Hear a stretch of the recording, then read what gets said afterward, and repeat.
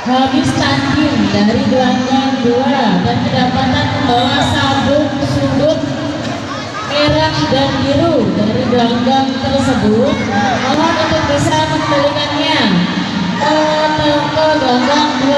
Sekali lagi, bagi atlet yang barusan tanding di gelanggang 2 dan kedapatan membawa sabuk sudut merah dan biru, mohon untuk bisa mengembalikannya ke gelanggang 2. Dikarenakan kesediaan dari panitia terbatas, mohon untuk kontingen atau atlet yang bertanding setelah selesai tanding, sabuk sudut merah dan biru dikembalikan ke gelanggangnya masing-masing.